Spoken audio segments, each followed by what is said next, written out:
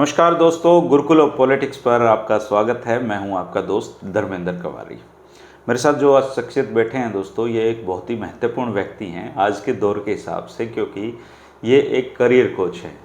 Career coach वो होता है जो बच्चों के और माता पिता के इस कन्फ्यूजन को दूर करता है कि बच्चे को कौन सा कोर्स करना चाहिए या जीवन में उसको क्या पेशा अपनाना चाहिए।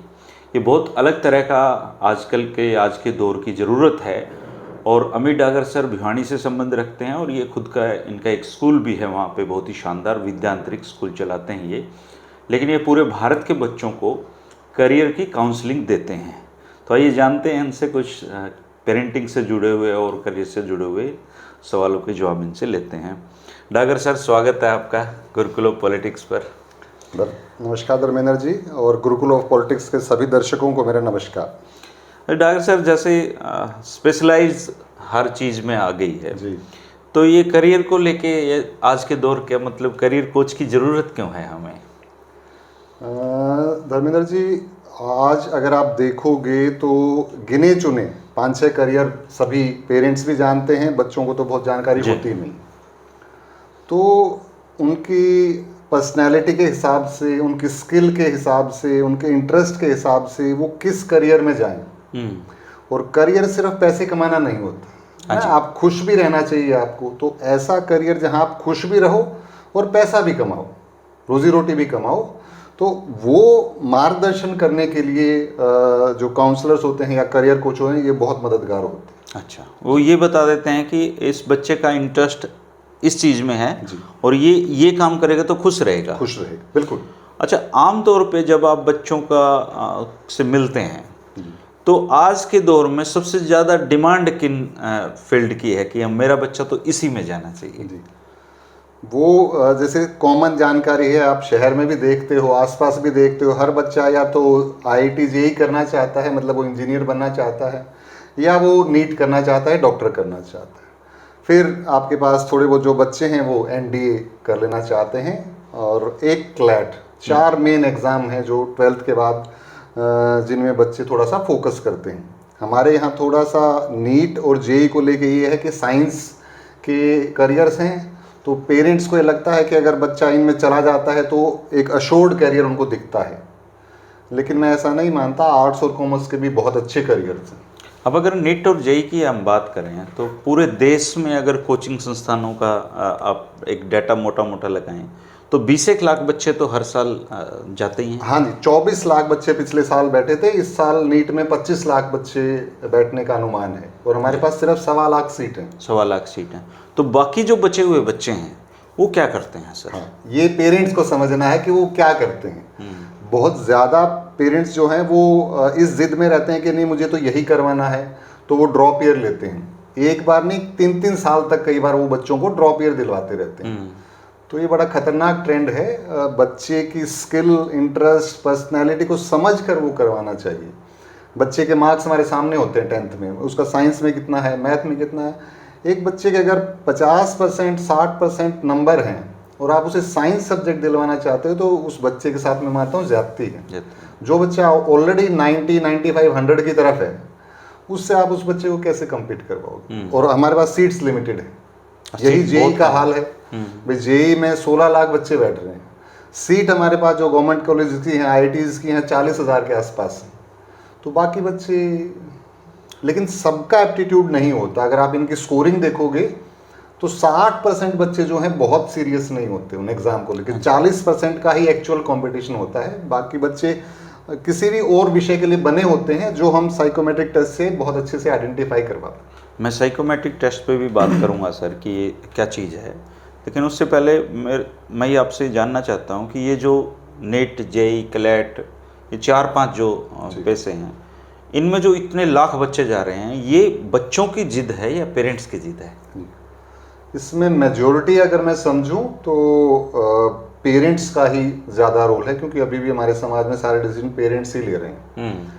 कुछ जो न्यू एज पेरेंट्स हैं वो थोड़ा सा फ्रीडम दे रहे हैं बच्चों को कि भी आप अपने डिसीजन लो, लेकिन इस स्टेज पे बच्चा इतना समझदार नहीं होता कि वो सही डिसीजन ले। कई बार वो दोस्त के कहने से कि दोस्त कर रहा है तो मैं कर लेता हूँ, कई बार किसी टीचर के कहने से, कई बार को घर में कोई बुजुर्ग है या पेरेंट कह देता है उसके कहने से, है ना, तो वो सही कारणों से डिसीजन नहीं लेते, लेकिन मेजोरिटी जो है वो पेरेंट्स की।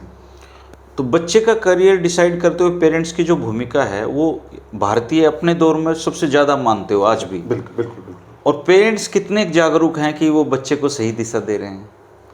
मैं तो कम से कम जितनों से मिला हूँ बहुत कम प्रतिशत है, बहुत ही कम प्रतिशत है। मैं जैसे मैंने बताया, ये 3-4 ही करियर सबको पता है, और 4 भी नहीं, 2 ही पता है, नीट या जेई, बस 2 ही पता है।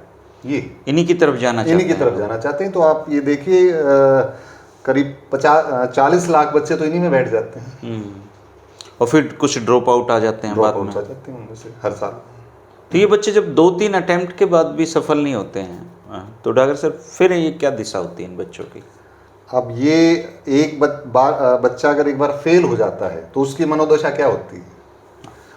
फेलियर तो किसी को पसंद नहीं। यस, तो वो इतनी खतरनाक मानसिक हालत हो जाती है इन बच्चों की कि फिर आगे वो लाइफ में कुछ भी करने के लिए लेके उनमें उत्साह नहीं बचता कि भी जो भी करना है वो उनको बहुत दिक्कत होती है। बच्चा एक बार फेल हो जाए तो उसको इतना सेटबैक लगता है, और आप उसको बार बार ये रियलाइज करवा रहे हो तेरे से नहीं हो रहा है, तेरे से नहीं हो रहा है। रियलाइज करने की जरूरत पेरेंट को है कि मेरे बच्चे की वो कैपेसिटी नहीं है या वो फील्ड नहीं है। आपने जबरदस्ती तो नहीं कर दी बच्चे के साथ, लेकिन पेरेंट उसको कह रहे नहीं बेटा तू कर, हम फैसिलिटी देंगे, हम पैसा लगाएंगे, तू कर।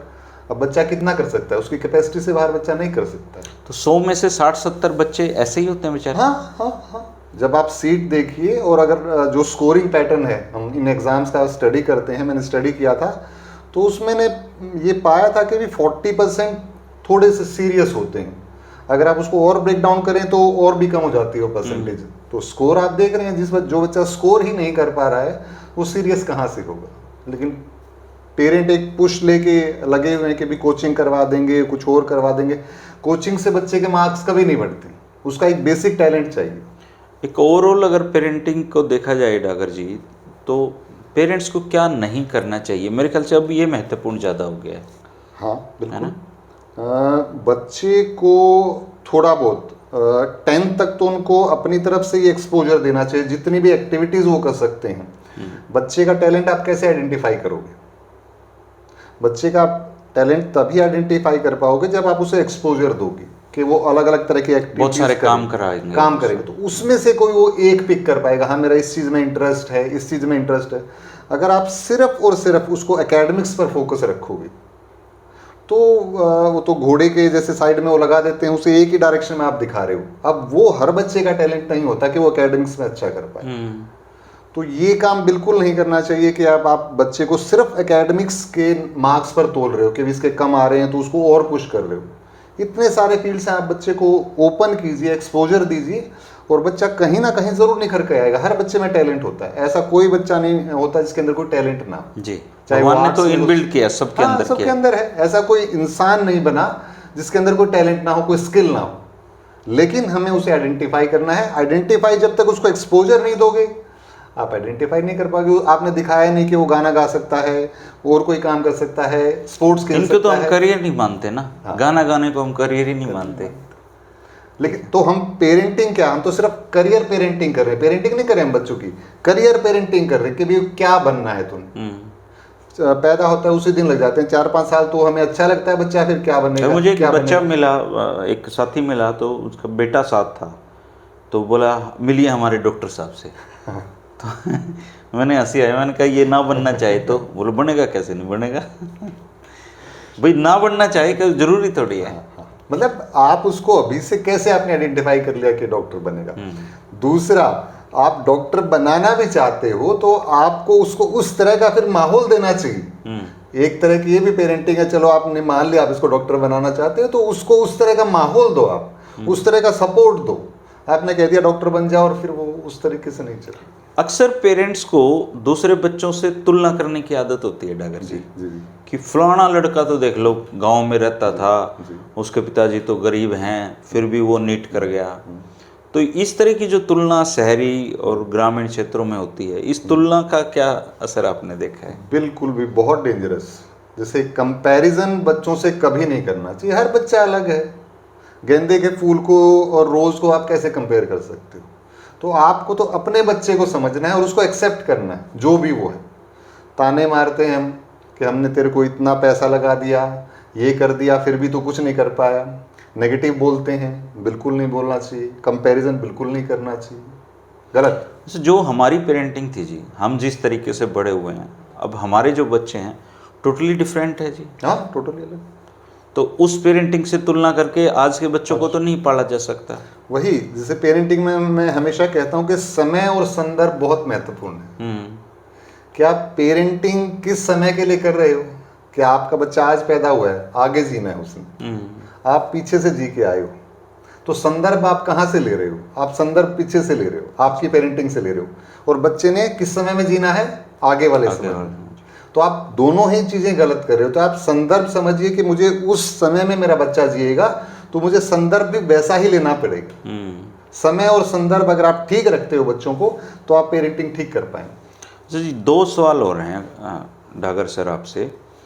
एक सवाल तो ये है कि अमूमन हर पेरेंट की ये शिकायत है कि हमारा बच्चा जी फ़ोन बहुत देखता है, तो इसके जिम्मेदार कौन है? बच्चा है, पेरेंट्स हैं? बिल्कुल सीधा सा जवाब है इसमें, मुझे कोई वो नहीं है। पेरेंट्स इसके जिम्मेवार हैं। अच्छा। अगर पेरेंट चाहे उसी दिन रुक जाएगा। बच्चा कुछ भी रोता है, खाना नहीं खाता है, आपके हाथ में है, कितने दिन भूखा रह सकता है। तो मैं हमेशा कहता हूं कि मोबाइल को लेके अपनी सोच स्पष्ट करो कि मैं कब दूंगा, कब दूंगा। अब एक डिसीजन ले लो और बच्चों को बता दो। ये नहीं कि आपने ले लिया, अपने अंदर रख लिया। आप डिसीजन लो कि बेटा मैं इस स्टेज पे दूंगा तुझे मोबाइल, और वो अपने बच्चे को कन्विंस कर दो कि बेटा इस स्टेज पे इसलिए दूंगा। उसके साथ एक चीज और करनी चाहिए पेरेंट्स को, क्योंकि आज की जनरेशन है, बाहर हर बच्चे के पास मोबाइल होता है, तो उन्हें कुछ ना कुछ गिव एंड टेक करना चाहिए कि बेटा मोबाइल तो तुझे मैं नहीं दे रहा हूँ, तुझे कोई एक चीज जो पसंद है तू अनलिमिटेड कर ले। तो बच्चा थोड़ा सा उतना नाराज नहीं होता कि हाँ मोबाइल नहीं है मेरे पास, और उसको भी दिखाने के लिए कुछ होता है, मेरे पेरेंट्स ने मोबाइल तो नहीं दिया लेकिन ये मेरे पास है। तो उसकी जो एक ईगो सेटिस्फाई होती है दोस्तों में जाके, ऑब्वियसली वो दोस्तों में जाता है, तो वहां उसके पास ये कहने को एक रीजन होता है कि मेरे पेरेंट्स मुझे ये दे रहे हैं, मोबाइल नहीं दे रहे लेकिन ये दे रहे हैं, तो वो सेटिस्फाई रहता है। जैसे मैंने खुद मेरे बेटे के साथ किया, मेरे बेटे के साथ, और मैं सक्सेसफुल रहा। काफी पेरेंट्स ऐसे हैं जो ऐसा करते हैं, लेकिन स्पष्टता पेरेंट्स को लानी है, बच्चों को नहीं लानी। अच्छा, ओके। एक सवाल ये है बहुत सारे पेरेंट का कि जी हमारी ये बात नहीं मानता, तो ये जो बात नहीं मानने वाले बच्चे हैं, इसका रिस्पॉन्सिबल कौन है? कोई भी बच्चा व्यवहार करता है उसके पीछे कोई कारण होता है। बिना कारण कोई बच्चा व्यवहार नहीं करता है ना। साधारण है तो नॉर्मल है, अब नॉर्मल है तो उसके पीछे कोई कारण नहीं मानता, तो अब आपको अपने अंदर देखना है कि आपकी बात क्यों नहीं मानता। बच्चा आपका है, आपसे प्यार करता है, आप उसे कितना प्यार करते हो, कितना टाइम दे पा रहे हो। तो अगर आपकी रिलेशन अच्छी है बच्चे से, वो आपकी हर बात मानेगा। आप बच्चे से प्यार करते हो, आप भी तो मानते हो बच्चे की बात। सब मानते हैं। तो अगर वही फीलिंग आपके बच्चे में आ जाती है कि नहीं मेरे पेरेंट्स हैं, तो वो 100% आपकी बात मानेंगे। कुछ भी बनवा सकते हो आप बच्चों से प्यार से, लेकिन ये जनरेशन थोड़ी सी अलग है। पहले अलग तरह की पेरेंटिंग होती थी, लेकिन आज माहौल बदल गया है, वो हमें स्वीकार करना पड़ेगा, समय के साथ चलना पड़ेगा। कुछ बच्चे सर गॉड गिफ्ट टैलेंट होता है पढ़ाई का उनका, कुछ का नहीं होता है। कुछ बच्चे पढ़ने के लिए नहीं बने होते हैं, लेकिन उनको भी पढ़ना पड़ता है, तो ये उनके साथ तो टॉर्चर ही हुआ। हाँ। मेरे ख्याल से उसके ये परिणाम निकलते हैं कि बच्चा जिद्दी हो जाता है, बच्चा बात नहीं मानता, या बच्चा गलत चीज़ों की तरफ चला जाता है। कुछ ना कुछ ऐसा जरूर होता है जो उसके कंट्रोल में नहीं है। बच्चा अब नॉर्मल बिहेवियर, इरिटेटेड, गुस्सा, कुछ भी अगर रिएक्शन दे रहा है, तो कुछ ऐसा है जो उसके कंट्रोल से बाहर। अच्छा। यानी वो काबू नहीं कर पा रहा। चाहे वो उसके इमोशंस हो सकते हैं, बच्चे बड़े होते हैं उस टाइम उनकी फिजिकल ग्रोथ होती है, या कुछ अननोन चीज हो सकती है, पढ़ाई हो सकती है, अभी मार्क्स अच्छे नहीं ला पा रहा, कुछ भी जो उसके कंट्रोल में नहीं है, उससे वो थोड़ा सा घबराता है, तो वो अब नॉर्मल हो जाता है। तो अब ये आपको समझना है कि इसकी परेशानी क्या है, पढ़ाई है या इसका बिहेवियर है, इमोशंस हैं, उसकी फिजिकल ग्रोथ है, क्या है वो एज पेरेंट हमें समझना ही चाहिए हमारा बच्चा है। सही पेरेंटिंग क्या है सर, कैसे पालना चाहिए बच्चों को? इसका तो कोई एक आंसर तो नहीं हो सकता, ना ही ऐसा कोई फॉर्मूला, लेकिन मैं ये मानता हूं कि अगर आपको ये लगता है कि बुढ़ापे में आपके बच्चे आपके साथ रहना चाहेंगे, तो मैं समझता हूँ आपने बहुत अच्छी पेरेंटिंग की। अच्छा, मैं एक ये पैमाना, ये हमारी मतलब सक्सेस का वो है कि भी कि किसी पेरेंट को अगर ये लगता है कि वो बुढ़ापे में अपने बच्चों के साथ रहेगा, तो उसने सफलतापूर्वक उनका पालन पोषण किया है। बिल्कुल बिल्कुल मैं मानता और अगर वो उसके साथ नहीं रहते हैं, इसका मतलब कहीं गलतियां हुई हैं। हाँ, कहीं ना कहीं है। जबकि आजकल 90% पेरेंट ये मानने लगे हैं कि अधिकतर पेरेंट की बच्चों को साथ रहना ही नहीं है, नहीं, है ना। तो ये मतलब ऐसा हम क्यों मान के चल रहे हैं भाई, बच्चा हमारा है, अटैच क्यों नहीं होगा हमारे से? मुझे कोई रीज़न समझ नहीं आता। सिर्फ इसलिए कि आप टाइम नहीं दे पाते, मोबाइल में बिजी कर देते हो और किसी चीज़ में बिजी कर देते, सुविधाएं दे रहे हो आप, आपको टाइम देना है, सुविधाएं नहीं देनी, आपको टाइम देना है। अगर आपका रिलेशनशिप अच्छा है, जो कि होना चाहिए, एक माँ 9 महीने पेट में रख के बच्चे को जन्म देती है, 9 महीने कितना बड़ा टाइम होता है, और उस बच्चे को अगर सेक्रीफाइस तो पेरेंट का बहुत बड़ा है जी। देखो, बच्चे को पालना, एक इंसान का ही बच्चा ऐसा है जिसको मतलब कई साल पाला जाता है, नहीं तो जानवरों के बच्चे तो पैदा होते ही चलने लग जाते हैं। और हमारे यहाँ कहावत है एक वो कि पूरा गांव लगता है बच्चे को पालने में। तो ये नहीं कि आप एज पेरेंट, रिश्तेदार इतने सारे होते हैं, अनजान लोग भी बहुत कंट्रीब्यूट करते हैं जी। तो पूरा गांव लगता है एक बच्चे को पालने में। और जब बच्चे को हम जन्म दे रहे हैं तो ऐसा तो होना ही चाहिए कि वो बच्चा आपके साथ रहना चाहे, वो ये क्यों सोचे कि नहीं मैं पेरेंट्स के साथ नहीं रहूँगा। सर, अब उस सवाल पे आता हूँ जिसके लिए आप जाने जाते हैं और आपके पास बहुत सारे पेरेंट आते हैं, और उस चीज़ का नाम है साइकोमेट्रिक टेस्ट। बहुत सारे लोग आपका नंबर मांगने लगे, मैं सर का नंबर बता दूंगा लास्ट में, लेकिन सबसे पहले ज़रूरी ये है समझना कि साइकोमेट्रिक टेस्ट है क्या, और ये आपकी और आपके बच्चे की क्या मदद कर सकता है। डागर सर, क्या है साइकोमेट्रिक टेस्ट? जी, ये बहुत पुराना कॉन्सेप्ट है, वैसे तो आजकल थोड़ा सा पॉपुलर हो गया है। जिस भी बच्चे को ये दुविधा रहती है, और ज़्यादातर को रहती है, हमें नहीं पता होता कि हम क्या करें, तो ये टेस्ट आइडेंटिफाई करने में मदद करता है। ये टेस्ट क्या आइडेंटिफाई करता है? बच्चे के पास क्या स्किल है, उसका इंटरेस्ट क्या है, और उसकी पर्सनैलिटी कैसी है। 3 मेन चीज़ें ये आपको बता देता है। अच्छा, इंटरेस्ट क्या है, इंटरेस्ट क्या है, पर्सनैलिटी कैसी है, और उसके पास स्किल्स क्या क्या है। स्किल्स क्या क्या। तो ये कॉमन सेंस की बात है। अगर कोई चीज़ मुझे पसंद है, मेरा इंटरेस्ट है, मेरी पर्सनैलिटी को सूट करती है, मैं वो काम करूँगा, ऑब्वियसली मैं खुश रहूँगा जी। खुश रहूँगा तब पैशन से काम करूँगा, सक्सेसफुल हो जाऊँगा जी। कॉमन सेंस की बातें। और ये बातें टेस्ट ऐसा है कि बच्चा ही हमें बताता है, ऐसा नहीं है कि कोई ज्योतिष है। सिंपल बच्चा टेस्ट। कितनी देर का ये टेस्ट होता है? करीब 40 से 60 मिनट का ये टेस्ट होता है, डिपेंड्स ऑन द चाइल्ड। तो बहुत सिंपल सा टेस्ट है, कोई तैयारी की, ऑनलाइन भी हो सकता है, ऑनलाइन ही होता है। अच्छा। और कोई भी बच्चा दे सकता है इसको, ऐसे नहीं है कि आपको तैयारी करके आनी है। राइट टाइम कौन सा है इसका? 10वीं क्लास में करवाना चाहिए। और 10वीं क्लास के बाद किसी भी स्टेज पे अगर बच्चे को दुविधा आती है, 11th में मैंने साइंस ले ली, नहीं पढ़ा जा रहा, तो आप करवा सकते हैं। 12th में ले ली तो आप करवा सकते हैं। तो 10th is the right stage, और उसके बाद आप कभी भी करवा सकते हैं। अच्छा, और वो 40 से 60 मिनट में आप काउंसलिंग भी करते हैं उसकी? उससे पहले काउंसलिंग करता हूँ। अच्छा। प्री टेस्ट काउंसलिंग होती है, पहले बच्चे के एक प्रोफाइल क्रिएट करते हैं कि बच्चा कौन है, किस तरह का है, और प्री टेस्ट काउंसलिंग के बाद वो टेस्ट देता है, उसे गाइड किया जाता है कि टेस्ट कैसे देना है और क्यों देना है। बच्चे को ये पता होना चाहिए जो वो टेस्ट देने जा रहा है। और उसके बाद टेस्ट होता है, और फिर एक पोस्ट टेस्ट काउंसलिंग होती है जिसमें पेरेंट्स को रिपोर्ट एक्सप्लेन की जाती है कि ये रिपोर्ट इस तरीके से है। ये उसमें आप उनके करियर के ऑप्शन भी देते हैं कि ये इस फील्ड में जाएगा तो बढ़िया रहेगा। उसमें सब्जेक्ट ऑप्शंस भी होते हैं। जो बच्चे 10th के लेवल पे देते हैं तो उन्हें 11th में कौन सी स्ट्रीम पढ़नी चाहिए, और उनके बेसिस पर आगे वो कौन से करियर्स में जा सकते हैं, ये उन्हें क्लैरिटी आती है। साथ ही रिपोर्ट से उनको ये भी समझ पाते हैं कि उनका बच्चा उनके पीयर ग्रुप के हिसाब से, यानी दूसरे बच्चों के हिसाब से वो कहाँ स्टैंड करता है, उसकी स्किल कितनी है। अगर मेरे बच्चे की सपोज एक स्किल कमज़ोर है, तो रिपोर्ट से उन्हें ये भी पता चल जाता है, हो सकता है वो सभी बच्चों की कमज़ोर हो। जी जी। तो वो कंपैरिजन भी हो जाता है। जैसे क्लास में एक बच्चे के 90% आए हैं, मेरे बच्चे के 80 आए हैं, तो मुझे पता है कि 10% का गैप है, तो वो कंपैरिजन भी उन्हें रिपोर्ट से मिल जाता है। तो काफ़ी हेल्प होती है रिपोर्ट। और अभी हरियाणा सरकार ने इसको कंपलसरी भी किया। हाँ, अभी आया है किसी। हाँ, पंजाब सरकार ने तो बल्कि कंडक्ट भी करवा दिया है टेस्ट। हरियाणा सरकार अभी करवाने जा रही है। तो मैं समझता हूँ पेरेंट्स को लाइफ टाइम, एक सारी उम्र किस बच्चे ने काम करना है तो करवाना चाहिए, मेरी समझ।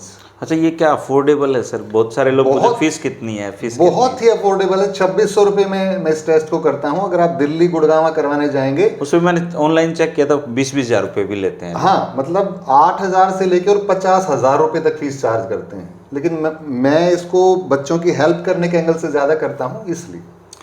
मैंने डागर सर को इसलिए भी बुलाया था दोस्तों कि मैंने भी अपने रिश्तेदार परिवार में कुछ बच्चों के साइकोमेट्रिक टेस्ट इनसे कराए हैं और संयोग से वो बहुत अच्छा कर रहे हैं। और अगर इससे आपको फ़ायदा मिलता हो, आपका बच्चा अगर ज़िंदगी भर खुश रहे, तो मुझे लगता है कि मेरा इंटरव्यू करना सफल हो जाएगा। अगर आपका बच्चा 9वीं 10वीं में है तो आप ज़रूर साइकोमेट्रिक टेस्ट डागर सर से करवा सकते हैं। एक बार नंबर बता दो डागर सर आप अपना। नंबर 8930830333। और ये कोई कमर्शियल विज्ञापन नहीं है, अमित डागर सर मेरे दोस्त हैं और बहुत पुराने मेरे दोस्त हैं और हम दोनों जर्नलिस्ट ही। ये इन्होंने इंग्लिश अखबार में काम किया है, मैं हिंदी में था। और बहुत अच्छे इंसान हैं, बहुत बेहतरीन इंसान हैं। इस इंटरव्यू को कंडक्ट करने का मकसद सिर्फ इतना है कि चाहे एक बच्चे को भी अगर उसकी सही दिशा मिल जाएगी तो मुझे बहुत खुशी होगी, क्योंकि आजकल दिशाओं की दिक्कत है, दिशाएं नहीं मिल पा रही हैं, ना पेरेंट्स को मिल पा रही हैं, ना बच्चों को मिल पा रही हैं। तो आप ज़रूर साइकोमेट्रिक टेस्ट कराएं, डागर सर से मिलें।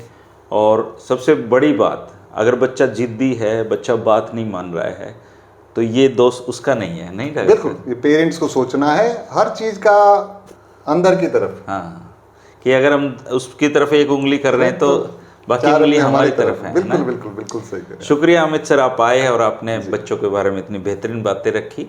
धन्यवाद आपका। बहुत बहुत धन्यवाद।